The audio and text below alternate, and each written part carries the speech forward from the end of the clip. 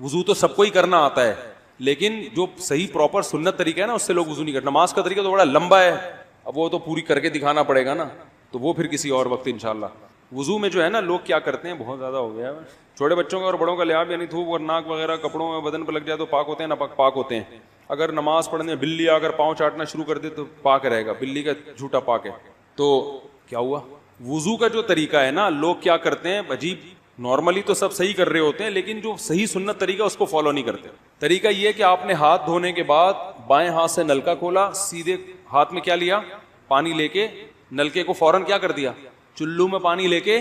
لوگ سمجھتے ہیں نلکا کھولنا تو سنت ہے, بند کرنا سنت. ارے بولو نا یار, تو کلی تو سیدھے ہاتھ سے کرنی ہے نا, تو الٹے ہاتھ سے آپ کیا کر دیں گے, نلکا بند. کیونکہ نبی صلی اللہ علیہ وسلم جب لوٹے سے پانی نکالتے تھے تو چلو میں پانی لے کے لوٹے کو سیدھا کر دیتے تھے, یہ نہیں کرتے تھے کہ لوٹے سے لوٹا اسی کیفیت میں اور پانی بہتا چلا جا رہا ہے. تو آپ نے نلکے کو لیفٹ ہاتھ سے کھولا اور چلو میں پانی لیا اور فوراً نلکے کو کیا کر دیا, بہت زور سے بھی بند نہ کریں, اس کا واشر خراب ہو جاتا ہے, بس آرام سے بند کر دیا. کیونکہ وہمی ہوں گے نا, وہ یوں کر کے کرتے رہیں گے, نلکے توڑ دیتے ہیں کہ بھئی ایک قطرہ بھی ضائع ہو گیا تو قیامت کے دن کہیں جہنم میں نہ پھینک دیں ہمیں, اس لیے پورے کوئی نمی بھی نہ آئے, تو تھوڑا سا بند کر دیں, ایک آدھ قطرہ ٹپکنے سے کچھ نہیں ہوتا.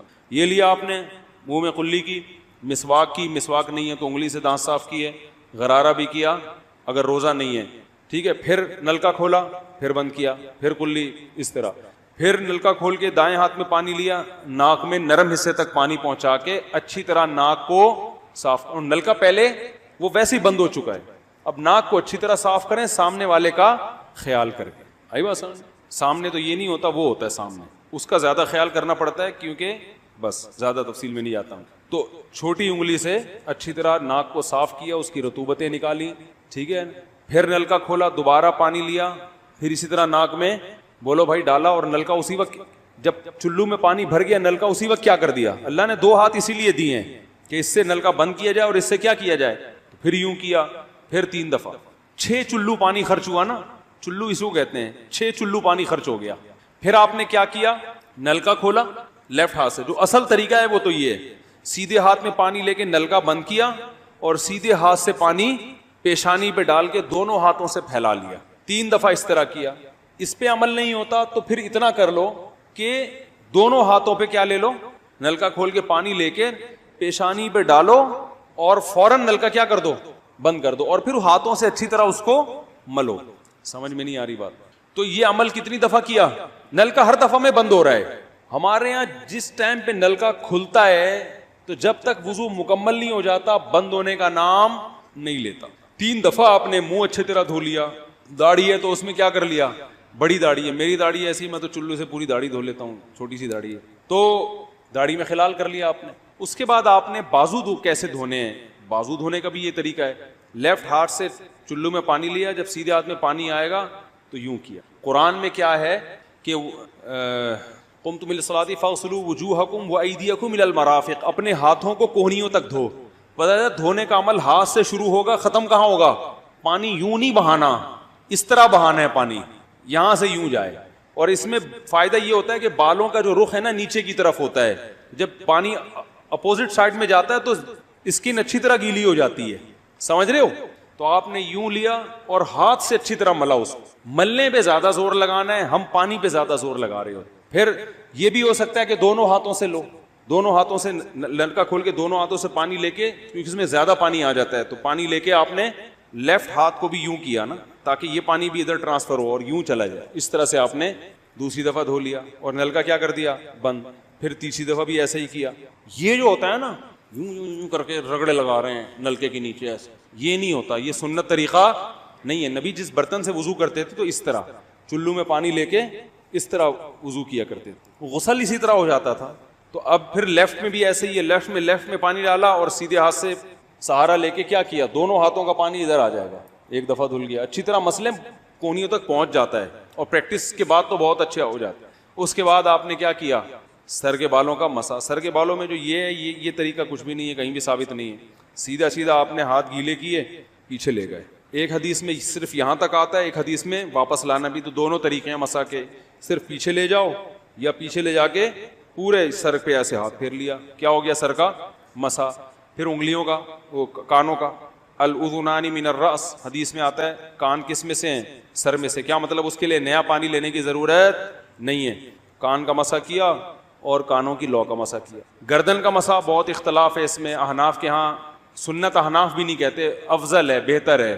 سنت کے لیے جتنی مضبوط دلیل ہونی چاہیے وہ گردن کے مسح پہ نہیں ہے. اس لیے احناف کا بھی فتویٰ یہی ہے کہ بہتر ہے کر لو، سنت نہیں، زیادہ زیادہ اس کو مستحب کہا جائے گا. تو گردن کا مسح کر لیں تو بھی ٹھیک ہے، نہیں کریں بولو بھائی ٹھیک ہے. لیکن یہ جو یہاں کا مسح نہیں ہوتا، بعض لوگ پوری گردن کو یوں کر کے لا رہے ہوتے ہیں، ایسا نہیں ہے. تو گردن کا مسح یہ جو یہاں سے کیا جاتا ہے، یہ پچھلے جانب سے ہمارے حضرت اس کے قائل نہیں تھے. وہ کہتے تھے مسح جہاں بھی شریعت میں ملتا ہے یہاں سے ملتا ہے. تو ان کی رائے یہی تھی کہ اگر گردن کا مسح کرنا ہے تو گدی، گردن نہیں گدی کا مسح وہ یہاں سے کر لے. لیکن یہ کوئی نہ سنت موقدہ ہے نہ کوئی زیادہ تاکید ہے اس کی، کوئی کرے ٹھیک ہے، نہیں کرے تو بھی ٹھیک ہے. تو اس کے بعد اس لیے کہ بہت سے لوگ اس کے قائل نہیں ہیں تو ان سے بحث نہ کریں، ٹھیک ہے نا. بہت سے لوگ نہیں کرتے گردن کا مسح، بہت سے علماء فقہا اس کے قائل نہیں ہیں. اس کے بعد آپ نے پاؤں دھونا ہے. تو پاؤں میں بھی یہ کہ قرآن نے کیا کہا کہ الی الکعبین، انگلیوں سے شروع ہوگا اور ٹخنوں تک پانی جائے گا. تو انگلیاں رکھیں نلکے کے نیچے اور لیفٹ ہاتھ سے اس کو اچھی طرح کیا کریں، دھوئیں اور انگلیوں کا خلال بھی کریں. بہت چند سیکنڈ میں ہو جاتا ہے یہ کام. اور پھر نلکا بند کر دیں. پھر دوسرا پاؤں سیدھے ہاتھ سے نلکا کھولا، سیدھا ہاتھ نلکے پہ رکھیں اور الٹے ہاتھ سے پاؤں دھوتے رہیں. جیسے ہی دھل جائے تو میرا خیال ہے ایک مگا پانی بمشکل استعمال ہوتا ہے. ایک مگا جو ہوتا ہے نا نہانے والا. لیکن آج اگر جو لوگ وضو کر رہے ہیں نا، ان کا پانی اگر آپ دیکھ لو تو بالٹیوں کی بالٹیاں خرچ کر رہے ہوتے ہیں. اور معذرت کے ساتھ کم بختوں کا وضو پھر بھی نہیں ہوتا، پھر بھی ان کو شک ہوتا ہے کہیں کوئی جگہ خشک نہ رہ گئی. تو وہمی نہ بنے، اس طریقے سے وضو کریں، یہ سنت طریقہ ہے. اور قرآن میں بیان بھی یہی کیا کہ یہاں سے شروع کرو یہاں تک لے کے. کافی ہو گیا میرا خیال ہے. اللہ تعالیٰ سمجھنے کی عمل. عورت کا بار بار وضو ٹوٹنے کا مسئلہ. اگر کسی خاتون کو بار بار پانی آتا ہو جس سے، تو کیا جس وضو سے نماز پڑھی ہے اسی وضو سے قرآن پڑھ سکتے ہیں یا اس کے لیے دوبارہ وضو کرنا ہوگا؟ اگر کوئی خاتون معذور ہے، بار بار پانی آ رہا ہے اس کو یا پیشاب کے قطرے آ رہے ہیں اور اتنے کنٹینیو آتے ہیں کہ نماز کا پورا ٹائم نکل گیا اور وضو کر کے پاک ہونے یعنی پاکی کی حالت میں نماز پڑھنا ممکن ہی نہیں رہا ہے. جب وضو کی نماز کے لیے کھڑے ہوئے پھر سلام پھیرنے سے پہلے قطرہ آ گیا یا کوئی تری آ گئی تو یہ خاتون پھر معذور کہلائے گی. تو کسی مرد کے ساتھ ایسا ہو کہ پورا نماز کا ٹائم گزر جائے اور وضو کر کے پراپر نماز پڑھنا ان کے لیے ممکن ہی نہ ہو، یعنی سلام پھیرنے سے پہلے پھر قطرہ آ جاتا ہے تو پورا نماز کا ٹائم اسی طرح گزر جائے، تو ایسا شخص یا ایسی عورت معذور کہلاتی ہے. اب معذور کے لیے حکم یہ ہے کہ جب کوئی ایک دفعہ معذور بن جائے تو پھر ہر نماز میں یہ ضروری نہیں ہے کہ ہر نماز میں پورا ٹائم تک کنٹینیو قطرے آتے رہیں، اس لیے کہ یہ کون بیٹھ کے دیکھتا رہے گا 24 گھنٹے. بس ایک دفعہ اگر ایسا ہو جائے تو وہ معذور ہے. پھر معذور کا حکم کیا ہے کہ پھر ہر نماز کے لیے جب بھی وقت داخل ہوگا نا، آپ نے ایک وضو کر لینا ہے. پھر اس وضو سے جتنی چاہیں نمازیں پڑھیں، تلاوت کریں. ہر نماز یا ہر تلاوت کے لیے الگ سے وضو کرنا ضروری نہیں ہے، بس اس ٹائم میں ایک وضو کافی ہے. پھر جب ٹائم گزر جائے گا، دوسرا ٹائم جب آئے گا نماز کا تو پھر دوسرا وضو کریں. تو اس طرح سے وضو کریں. اور ایسا معذور صحت مند اس وقت کہلائے گا کہ جب نماز کا پورا ٹائم گزر جائے اور ایک دفعہ بھی وہ معذوری لاحق نہ ہو اس کو. جیسے کسی کو قطروں کی بیماری ہے تو اب نماز کا جب پورا ٹائم گزر گیا اور ایک دفعہ بھی قطرہ نہیں آیا اس کو، تو یہ آدمی پھر یا یہ خاتون پاک یعنی صحت مند سمجھی جائے گی. پھر یہ معذوروں والے حکام اس سے ختم ہو جائیں گے. کیا پہلی بیوی دوسری بیوی کے بچے کو ایڈاپٹ کر سکتی ہے؟ اگر شوہر کی دوسری شادی ہوئی ہو تو کیا دوسری بیوی کی رضامندی سے اس کے بچے کو پہلی بیوی پال سکتی ہے اور اسے اپنا بیٹا بنا سکتی ہے؟ عائشہ صاحبہ لاہور سے. ہاں جی، اگر دوسری بیوی راضی ہے تو پہلی بیوی اس کے بچے کو پال سکتی ہے. بیٹا بھی بنا، بیٹا تو ویسے ہی سوتیلا بنا وہی ہے اس کا، تو ویسے بھی وہ محرم میں داخل ہے تو اس لیے کوئی حرج نہیں ہے اس میں. اتنی اچھی دوسری بیوی کہاں ملتی ہے آج کل مارکیٹ میں کہ وہ اپنے بچہ اپنی سوکن سے پلوا لے. بہرحال دوران غسل کانوں کے چھید میں پانی پہنچانا. بلقیس بانو انڈیا سے پوچھتی ہیں، عورتیں کانوں میں بالیاں پہننے کے لیے جو کان چھدواتی ہیں، اگر اس میں اس سوراخ میں پانی نہ جائے تو کافی مشکل ہوتی ہے، جو کہ کافی مشکل ہوتا ہے یعنی پانی پہنچانا، تو کیا غسل ہو جائے گا یا نہیں؟ غسل نہیں ہوگا، اس سوراخ میں پانی پہنچانا ضروری ہے. نیل پالش لگا کر وضو کرنے کا حکم. اگر عورتوں نے میک اپ کیا ہوا ہو پھر ان کے ناخن پر نیل پالش لگی ہوئی ہو تو کیا اس حالت میں وضو کر سکتے ہیں یا ان سب کو ہٹا کر وضو کرنا ہوگا؟ زوجہ عبد الباسط سکھر سے۔ نیل پالش جو نارملی آتی ہے اس میں پانی نہیں جاتا تو اس کو ہٹا کر وضو کرنا ہوگا۔ باقی میک اپ تو جہاں تک ہمیں معلومات ہیں اس میں پانی چلا جاتا ہے، لیکن اگر کوئی ایسا میک اپ ہے جس کی باقاعدہ تہ جم رہی ہے اور اس پہ پانی نہیں جا رہا، اور اس کا طریقہ میں بتاتے رہتا ہوں کہ کاغذ پہ اس کو لگائیں اور دیکھیں اس کے اندر پانی کا ٹپکا گرا کے پانی اس میں جذب ہوتا ہے کہ نہیں ہوتا۔ اگر ہو رہا ہے تو اس کا مطلب وضو ہو جائے گا، نہیں ہو رہا تو اس کا مطلب کہ چہرے پر بھی جب یہ میک اپ لگا ہوگا تو پانی اس میں نہیں جا رہا، ایسی صورت میں وضو نہیں ہوگا، غسل نہیں ہوگا۔ نیل پالش کا کچھ حصہ رہ گیا تو نماز اور غسل کا حکم۔ بنت عبد المنعم کراچی سے، کیا اگر کسی حائضہ عورت نے نیل پالش لگائی اور پاک ہونے کے بعد یا 1-2 دن کے بعد دیکھا کہ نیل پالش کا کچھ حصہ باقی رہ گیا ہے، کیا نمازیں اور غسل دہرانا ہوگا اور روزے کا کیا حکم ہے؟ جی ہاں، دہرانا ہوگا، کیونکہ اتنا سا بھی اگر ایک بال کے برابر بھی جگہ خشک رہ جائے تو نہ وضو ہوتا ہے اور نہ غسل ہوتا ہے۔ غسل کے وقت کان کی بالیاں اتارنا ضروری ہے کیا؟ حیض کی حالت میں کانوں میں جو بالیاں پہنی جاتی ہیں یا ناک میں پہنا جاتا ہے، کیا غسل کرتے وقت اس کو دھونا لازمی ہے؟ بنت عنایت ڈیرہ اسماعیل خان۔ جی ہاں، دھونا لازمی ہے۔ اگر ہلانے سے پانی اندر پہنچ جاتا ہے تو نکالنا ضروری نہیں ہے۔ اگر ہلائے بغیر، یعنی وہ جو ناک میں ہے یا کان میں بالی ہے اس کو نکالے بغیر سوراخ میں پانی نہیں پہنچتا تو پھر اس کو دھونا لازم ہے، یعنی اس کو کھولنا اور پانی پہنچانا لازم ہے۔ وہمی نہ بنے، تھوڑا سا بھی یوں کریں تو پانی پہنچ جاتا ہے آرام سے۔